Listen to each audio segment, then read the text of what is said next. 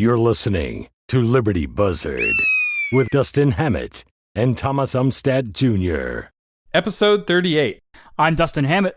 I'm Thomas Umstattd Jr. Welcome to Liberty Buzzard, the podcast for inquisitive minds. We talk about culture, we talk about politics, we talk about all kinds of things. Today we're going to talk about weather, and we're going to talk about the Weather Channel, and we're going to talk about Dramalism, which is Dustin Hammett's term for the new mode of journalism, or maybe it's not even new mode, I don't know. The new mode of visual journalism where you have to sell the news even at the cost of maybe a little bit of journalistic integrity. Thomas, do you want to brief us all in on what we're talking about here? So recently there's been these spate of hurricanes. There's like a hurricane. If you look at a map of the planet, there's like a hurricane every few hundred miles, it seems, or a few thousand miles from the Pacific to the Atlantic. And a hurricane recently hit North Carolina, did a lot of damage, and many people died. So this was a real hurricane. But that didn't seem to be enough drama for the Weather Channel. So there's this famous video of this Weather Channel person leaning into this terrible wind and acting like it was this terrible thing going on. And then two people behind him just kind of walk by it like it's a normal day. And it kind of captures in this beautiful moment how the press approaches the news. And the press is incredibly biased against boring. So when I do PR training, this is one of the things I always am explaining to people, because I have been a journalist. I've had a radio show. I spent time in the journalism program at college before I transferred to business. And I realized that the bias against boring is very, very strong. The problem, though, is that bias against boring can lead to over-representing what's going on. And I feel like this has particularly happened with weather in recent years, where the drama of the weather is being amplified. And they're like, it's never been this bad ever in the history of the world.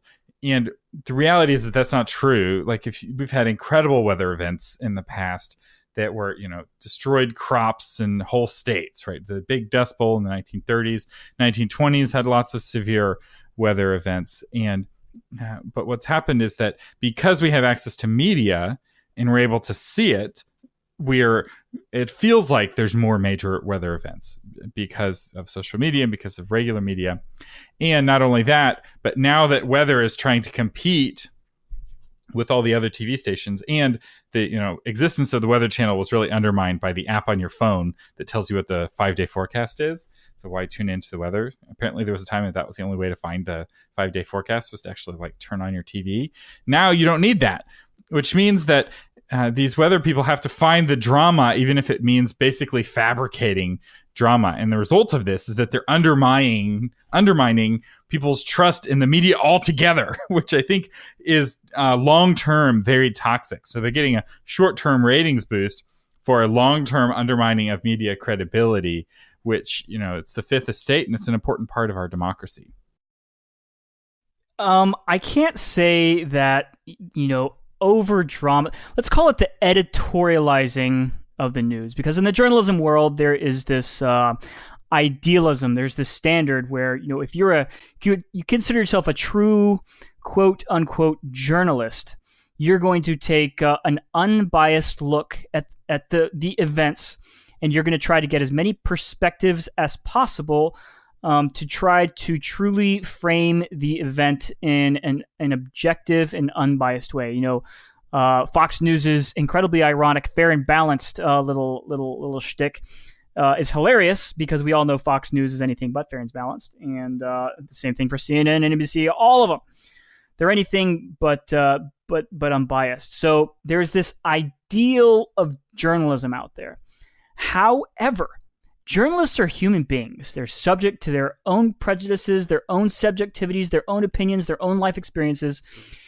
And looking back on, journalism all the way back to, the start of our nation and beyond the start of the world, it's always been tainted by the subjectivities of the human mind. I think it's impossible to get the subjectivities of the human mind out of reporting the news, because you're always going to report them from the framework of what you think if you're the writer. And so, you have the days back in the early 20th century, the yellow dog, or what was it, the yellow journalism. Yeah, that's the phrase I'm looking for. Yellow journalism, where it's the same thing today. It's the same thing that people are complaining about today. The same exact stuff. They're complaining about, it's biased and this, that, and the other. And I think what we really need to do, and what I've already done personally, is just give up on the notion of an unbiased journalism, because they're human beings, and there's no such thing. You're going to the most boring, and I'm going to tell you this right now, unbiased journalism is exceptionally boring. You go to those stations that are the what you could consider the most unbiased stations out there, and it's insanely boring, and nobody wants to watch it. Like NPR, and even it's got a slant. I'd say C-SPAN is actually the better example. So C-SPAN just gives you the debate unedited. Right. Yes. You can watch the entire debate start to finish, which is the unbiased way to present it. There's no editorial decision being made. They're not deciding which clip from the senator's speech to share with you. They share the entire senator's speech. And most people don't watch C-SPAN because, one, the cost of watching C-SPAN is really high. If you're wanting to watch an hour-long senator's speech, that's going to cost you an hour of your day. You're going to live the rest of your life and die and never get that hour back. You could have spent that hour with your family. You could have spent that hour working and making money. Why spend the hour watching the senator's speech and it's really boring? When it's really boring, when Fox News will give you the most exciting 30-second snippet of that speech, and then the drama around that 30-second snippet of the speech. And I will say, Fox News, sometimes it's just by accident. So Fox News reported that 500 million people were out of power in North Carolina. It was in the scroll along the bottom of the screen. And most likely this was just a typo. But because that would be physically impossible. That's more people than are in the entire United States. So if everyone moved to North Carolina, and if everyone in North Carolina was out of power, we still wouldn't have 500 million people without power. That would be like the entire North American continental electric grid going down. And I don't even know if we share electric grids with Canada and Mexico. So the likelihood of that happening is very, very low. And that would be the news story. An interesting thing about journalism, Thomas, and as it pertains to facts, is the fact that, journalism as it's taught in schools and as it's accepted in, common journalistic practices, is you never just present the facts. You always want to present a perception of the facts. So, you go to your local news station and they're always going to be interviewing somebody, the eyewitness on the scene. And that person's going to, tell what they saw. That person's going to, give the feeling, give the emotion, give the humanity behind the fact. That in and of itself is bias. One thing I can tell you is that and anybody who has studied humanity and who has studied, eyewitness accounts and how people perceive stories, it's always very skewed. You go to a robbery scene as a police officer and you ask, 10 different witnesses what the robber was wearing, and you might get 10 different answers for a variety of reasons. But the fact is that our humanity is going to skew the quote unquote facts. So I was just going back to my point, I guess, circling back around about it's impossible to have something that's truly fair and balanced. Here's an interesting question. Is the media more biased now than it used to be? Or is it because we, as citizens of the internet, have more access to fact-checking the media, that we're more aware of the lies the media has always been presenting? I think we're more aware. See, because there's this thought that like Walter Cronkite was a beacon of truth and the whole country trusted him and believed him. And in the olden days, men were men, women were women, and people spoke the truth on the television and you could believe what you saw. Same people thought that about Dan Rather until he wasn't. and my view of humanity is that we all have a sin nature. We are all fallen beings, and there is no person who can be on the television and speak the truth unfiltered, right? It says in the Bible that where there is a multitude of words, folly is not lacking. Or, foolishness is not lacking. And I feel like that proverb applies to political news very well, right? You have two heads talking and they're arguing with each other, and most of all you're getting is just folly. You're getting opinions and you're not getting a lot of truth and you're not getting a lot of facts, and it's not all that helpful to living a virtuous life or to even living a good life. In some ways, the drama itself is making your life less good while not empowering you to do anything about it. I've got a funny story, Thomas. Okay. So the cliche, never let the truth get in the way of a good story, right? Mm-hmm. So I was in Iraq, and we had a vehicle-borne IED hit an Iraqi police checkpoint. And the only individual that died in that was the suicide bomber himself. And other than that, it was a lot of physical damage to buildings, property, et cetera, but no other lives were taken. So here I am the next day in the operations center scrolling through the news, and I see a report from I think it was the BBC, regarding the vehicle-borne IED that had been hit in our sector the previous couple of days. And I read that story and I find out that in fact hundreds of people had actually died. So they had interviewed some Iraqi general, and just to give a little flourish, because it just sounds better, you go out there and you say, oh yes, hundreds of people died, and it just makes better news. So that I was a young man at the time, 24 years old, and I really look at that and I was like, holy crap, people actually have no idea what's really going on there. Which is unfortunate, because we need to be able to know what the truth is. When you can just say, like some people do, that everything negative against me is false, it's all fake news, and you can't trust any criticism of me on any grounds for any reason because I do no wrong. That is also a problem. The media needs to be trustworthy. You need to be able to trust the media to some degree. And it's not that they're lying all the time or even trying to lie, right? In fact, the BBC wasn't there when the bomb went off, right? They were talking to the general who presumably would know the truth, and they are accurately conveying, who wasn't there either, but he had people who were there. And they're accurately conveying, they're telling the truth about the lies that somebody is saying, and figuring out what really happened and who is what the true truth is really challenging. It takes discernment, it takes research, and that's the hard job of journalism.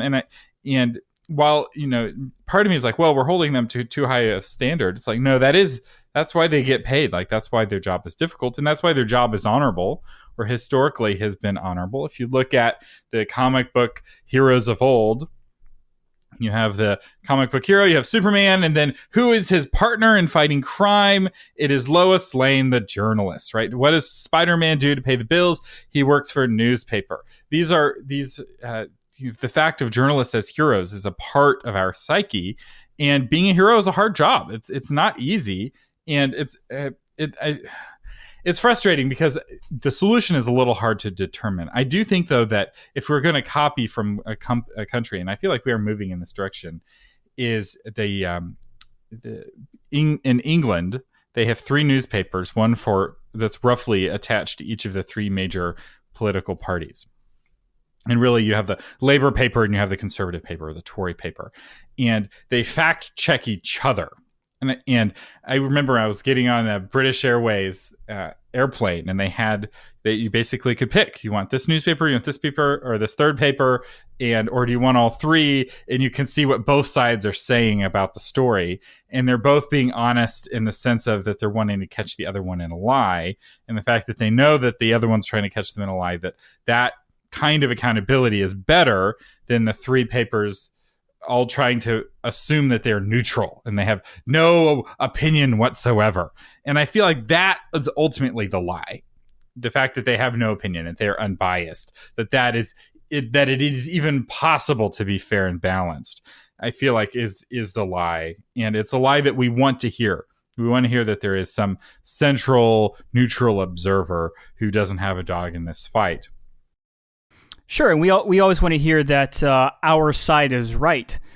And I think that's another dangerous part of it is, Republicans watch Fox News and liberals and progressives watch CNN and MSNBC because they're going to pander to their demographic.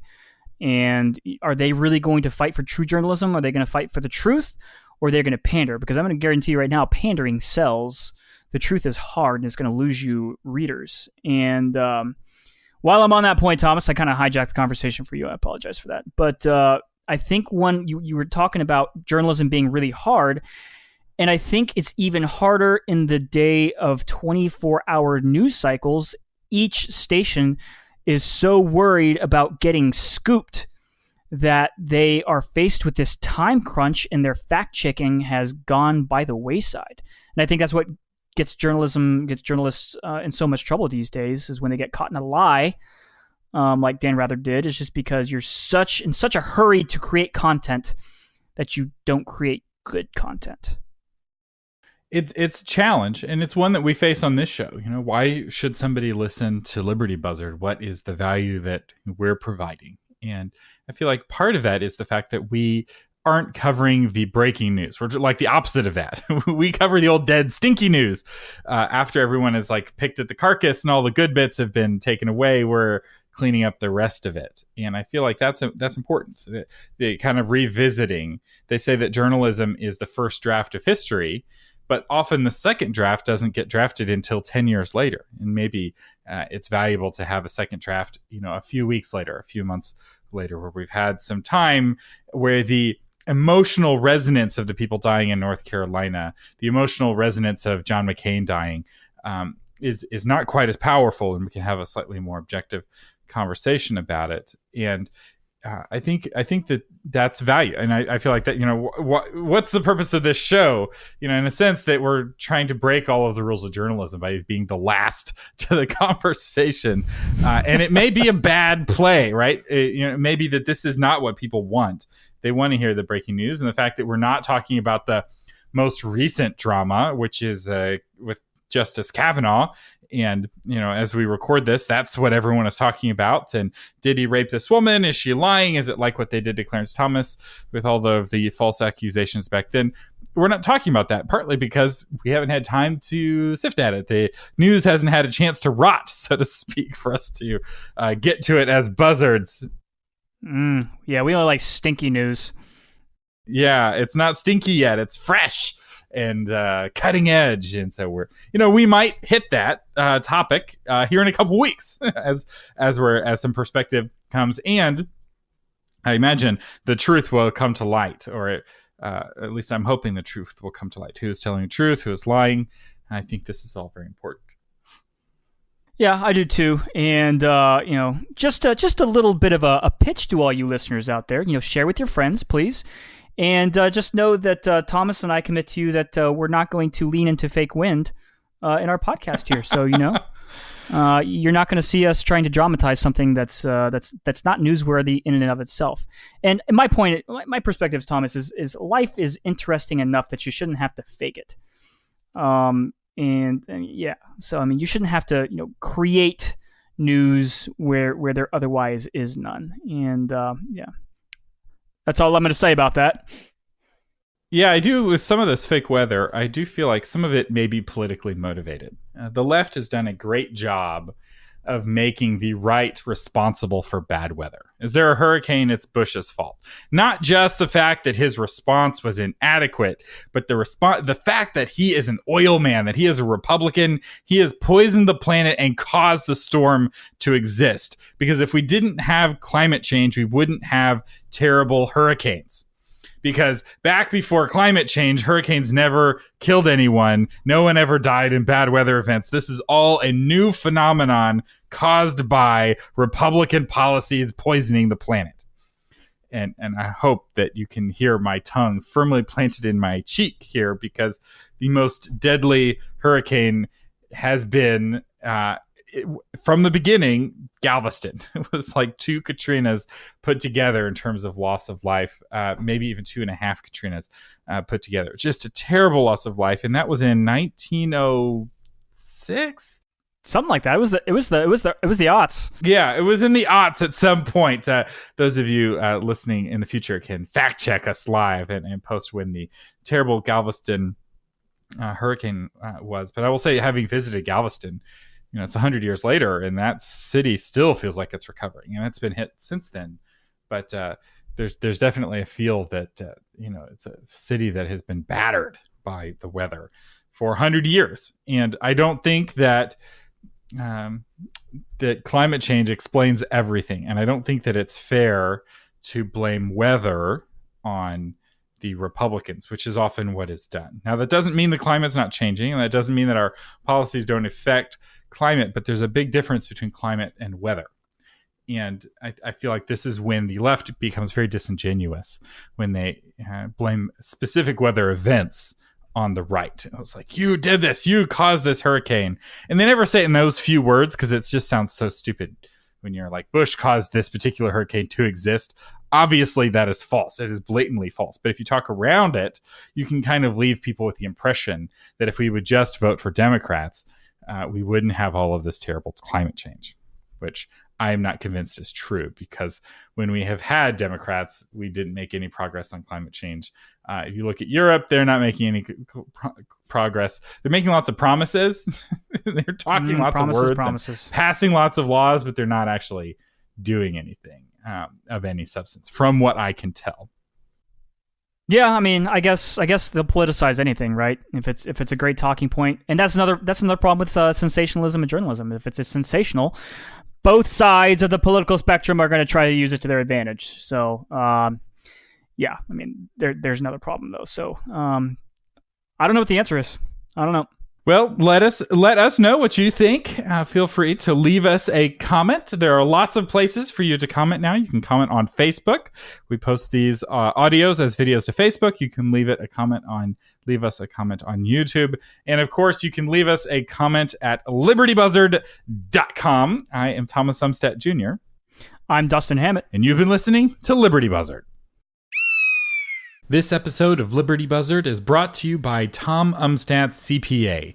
Tom has over 35 years of experience helping people like you pay only their fair share in taxes. Don't let the IRS stress you out. Get Tom and his team on your team at taxmantom.com.